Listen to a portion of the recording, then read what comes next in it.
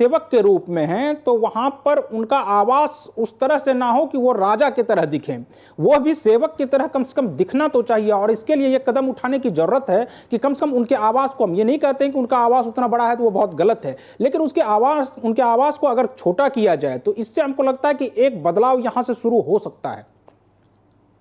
आप सही कह रहे हैं प्रवीण जी। दुनिया के किसी, मेरे जो आईएएस में मित्र हैं वो लोग नाराज हो जाएंगे, कुछ लोग तो बहुत ज्यादा अगर मैं कहूँगा तो, लेकिन दुनिया के किसी देश में मुझे नहीं पता है कि किसी भी डेवलप्ड कंट्री में ऐसा है कि वहां पे लॉर्ड मेयर होते हैं, उनका आवास जो है वो पब्लिक प्लेस और पब्लिक ये की तरह होता है। वो भी रहते नहीं है, या रहते भी हैं तो छोटे से जगह में रहते हैं।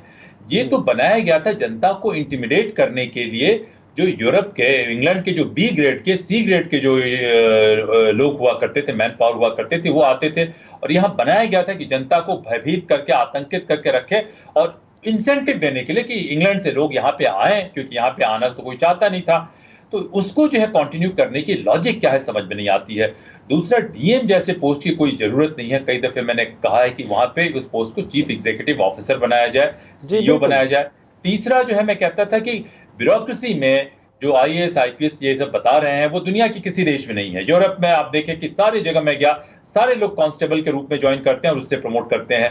ये जर्नलिस्ट ब्यूरोक्रेसी कहीं पे भी नहीं है कि लीडरशिप का पूरा तौर तरीका बदल चुका है। तो हर एक एरिया में आप आइए और आने के बाद जो है आप परफॉर्म कीजिए। चलिए, आप ज्यादा तेज एक सेक्टर होना चाहिए कि वो लोग फास्ट ट्रैक में उनका प्रमोशन हो, क्योंकि वो ज्यादा ब्राइटर हैं, ज्यादा टेक्निकल स्किल वो सीख सकते हैं, ज्यादा लीडरशिप सीख सकते हैं। तो वो डीएम का आवाज तो छोटी सी बात है, वो तो सिम्टम है। मैं तो ये कह रहा हूं कि पूरा ब्यूरोक्रेसी के ढांचे को बदलने की जरूरत है। और जिले में सबसे जो प्रमुख व्यक्ति है वो एक नौकर, सरकारी नौकर नहीं होना चाहिए, वो वहां का प्रतिनिधि होना चाहिए। और इसमें जो जिला परिषद और जो ब्लॉक और ये ग्राम सभा वाले ये है, उसको मजबूत करें। और उसमें ये नहीं कहे कि वहां से क्रिमिनल आ जाएंगे, आप लॉ एंड ऑर्डर को सुधारिए।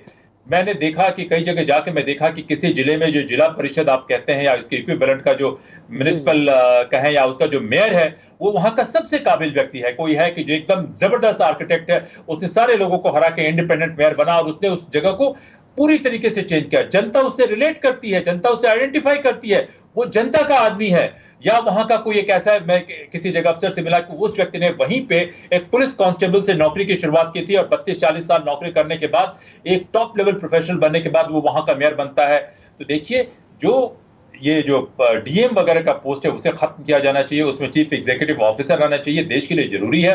और पूरे ब्यूरोक्रेसी में कहता हूं कि सारे लोग एक लेवल पे ज्वाइन करें और उनका परफॉर्मेंस क्या होता है, ये अभी बहुत एक गोलमोल सा ढांचा बनाया हुआ है, वो नहीं चलेगा। उनके परफॉर्मेंस के बेसिस पे प्रमोशन हो और नेताओं की कोई हस्तक्षेप नहीं है उनके काम में, उनको पूरी ऑटोनॉमी, पूरी इंटेग्रिटी मिले। लेकिन ये बहुत विजुअल थिंकिंग है, क्योंकि इतने सारे वेस्टेड इंटरेस्ट है, वो आने नहीं देंगे। सब कुछ कहने के बाद मैं कहूंगा प्रवीण जी कि हमारे देश के हर एक सेक्टर में बहुत तेज लोग हैं और ब्यूरोक्रेसी में तो काफी अच्छे लोग मैं जानता हूं कि उनकी इंटेग्रिटी भी अच्छी है, उनकी इंटेलिजेंस भी बहुत अच्छी है, उनकी आईक्यू भी बहुत अच्छी है, उनकी नीयत भी बहुत अच्छी है। लेकिन ये पूरा व्यवस्था ऐसे बनाया गया है जिसमें कुछ लोगों का वर्चस्व कायम रहे, और जब लोगों का वर्चस्व कायम रहेगा तो भ्रष्टाचार रहेगा और देश कमजोर होता रहेगा।